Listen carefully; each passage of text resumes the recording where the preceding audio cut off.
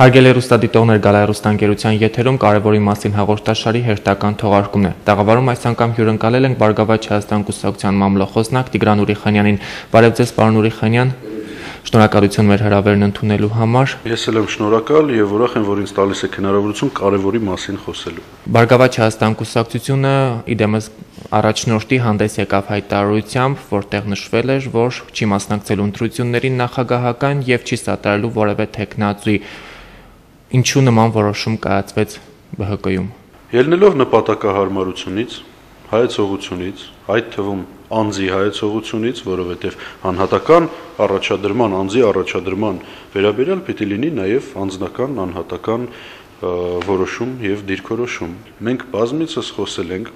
համակարգային փոփոխությունների անհրաժեշտության մասին։ Մենք բազմիցս խոսել ենք երկրում կառավարման կարգ, ընտրական կարգեր եւ այլն կացութաձև ընդհուպ միջև փոխելու վերաբերյալ։ Մենք խոսել ենք իրավիճակային փոփոխության մասին, որը պիտի բերի մարդկանց կյանքի որակի փոփոխություն, բնականաբար դեպի լավը, եւ միշտ ընդգծել ենք, որ անձի հարց, անհատի հարց,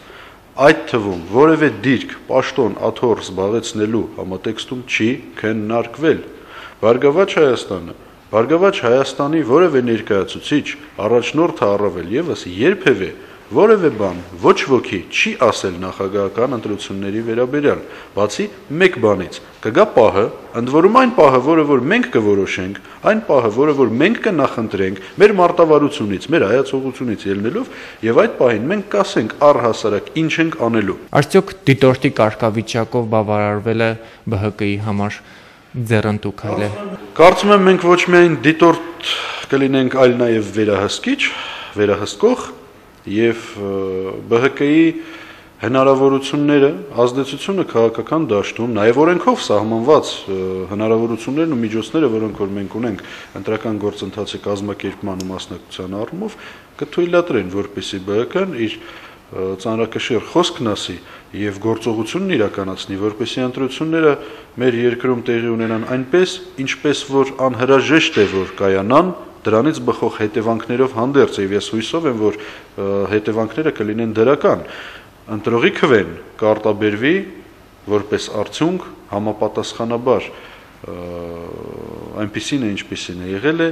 այնպիսին, ինչպիսին է կներկայացվի։ Երբ հայտնի դարձավ արդեն որոշումը, քաղաքագետներից շատերն այն համոզմունքը հայտնեցին, որ այդ որոշումը անհետեթություն է, որովհետև խորհրդարանական մեծ երկրորդ ուժը, եթե չի մասնակցում ամենակարևոր ընտրությանը, ուրեմն որն է նրա հետագա քայլը կամ գոյության իմաստը։ Ես շատ ժամանակ չեմ հասցնում նույնիսկ հետևել քաղաքագետների հայտնությանը եւ հայտնված քաղաքագետների բազմաբովանդակ մտքերի տարափին, դրա համար կդժվարանամ մեկնաբանել, կարծում եմ դրանք մտքերը քաղաքագետների այնքան բազմաթիվ են, բազմապիսի են եւ նույնիսկ շատ ժամանակ անբացատրելի, որ թող լսողները, հեռուստադիտողները կամ չգիտեմ ունկնդիրները հանրությունը ինքը եզրակացություն անի։ Մեր մասով ես կուզեմ մեկ բան, որպեսզի Բարգավաճ Հայաստանի յուրաքանչյուր գործողություն դիտարկվի այնպիսին է, ինչպիսին կա, առանց խեղաթյուրվելու, առանց փոխակերպելու, առանց ներկայացվելու նրանց կողմից, ովքեր շատ ժամանակ շահագրգիռ են իրականությունը այլևայլ ձևերով հանրությանը մատուցելու եւ թող հայաստանցիները, ժողովուրդը ինքը մարդիկ իրենք տան գնահատական մեր գործողություններին, կոնկրետ գործողություններին, որոնք որ ուղղված են լինելու քայլ առ քայլ, աստիճանաբար, տարատեսակ խնդիրների խնդիրների լուծմանը, որոնք որ մարդկանց համար տեսանելի ու շոշափելի կլինեն։ Եվ իրատեսականորեն քարը քարի վրա դնելով, ֆունդամենտ հիմք ապահովելով, հույսով եմ ոչ հեռավոր ապագայում բարեկեցիկ Հայաստանի Հանրապետության գոյության համար Բարգավաճ Հայաստանը վստահաբար ոչ միայն կպահպանի, այլև կմեծացնի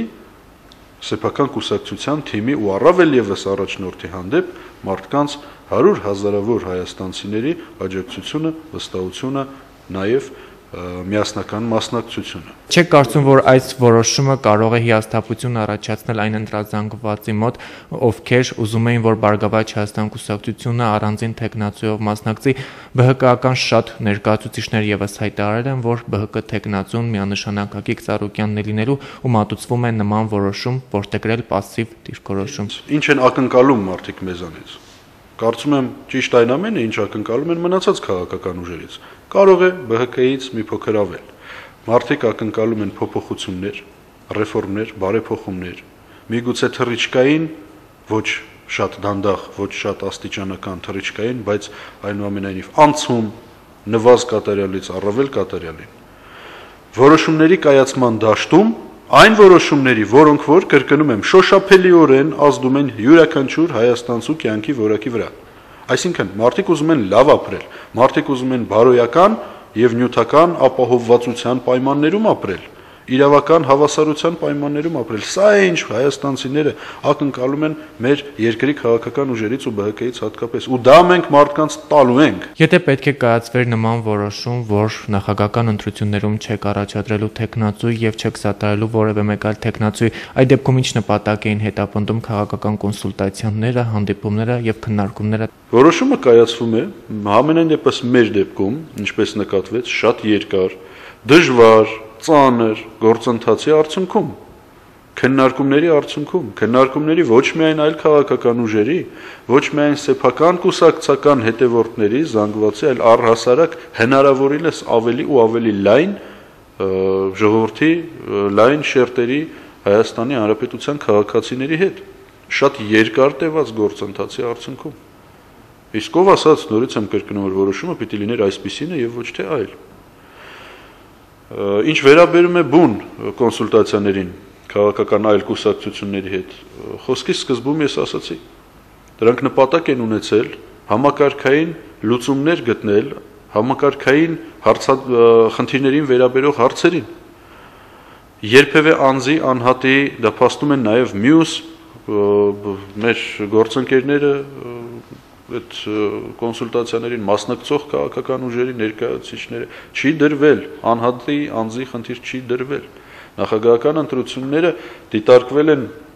միասնական օրակարգով, տարբեր ուժերի հետ քննարկումների ժամանակ տարբեր ծավալի եւ ձևաչափի օրակարգերով, որտեղ որ կետ առ կետ նշվել են այն ցանկությունները, այսպես միտքս ձևակերպեմ, այն ցանկությունները, որոնք որ քաղաքական ուժերը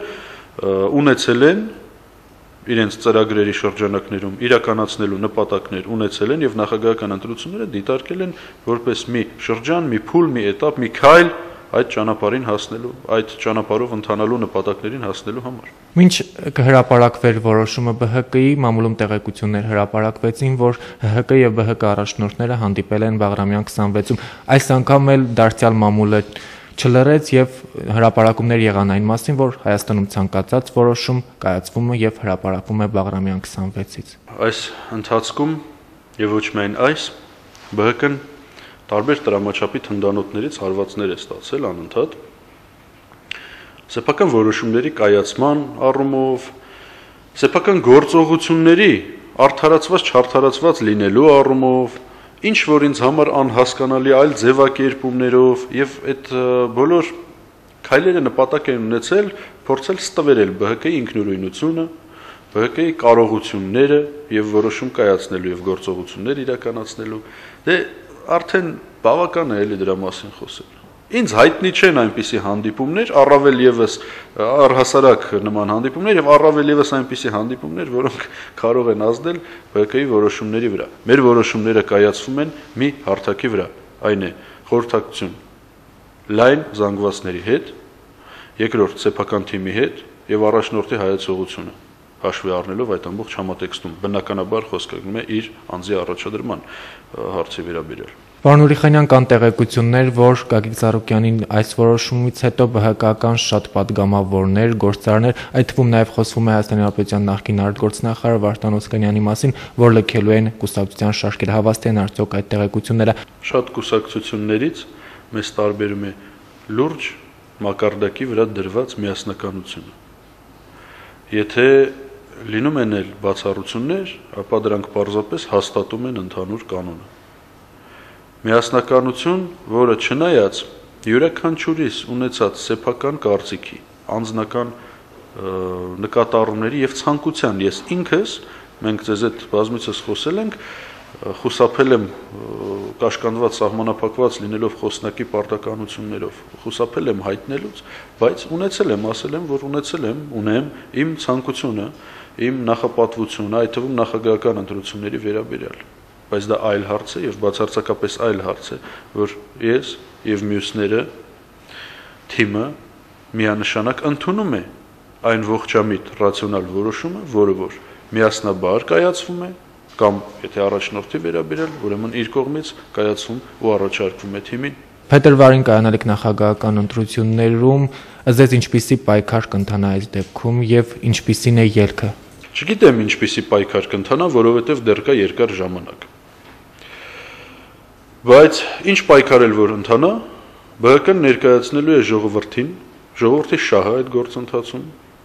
եւ տեսնենք կլինեն այդ ընտրությունները այնպիսին, ինչպիսին խոստացվում են, որովհետև կարծում եմ առավել քան երբևէ հիմա Հայաստանի Հանրապետությունը կանգնած է փորձության առջև։ Դրանից բխող բոլոր հետևանքներով ներքին արտաքին գործընթացների առնչությամբ, մոտ եւ հեռավոր նույնիսկ ապագայի վրա ազդող մեր երկրի կյանքում։ Շնորհակալություն, հարգելի հեռուստադիտողներ, Գալերուստանկերության եթերում կարևորի մասին հաղորդաշարի հերթական թողարկումներ, հիշեցնենք տաղավարումից հյուրընկալել էր Բարգավաճ Հայաստան կուսակցության մամլոխոսնակ Տիգրան Ուրիխանյանը։ Այսօրվա համար նախատեսել էինք այսքանը, ցտեսություն։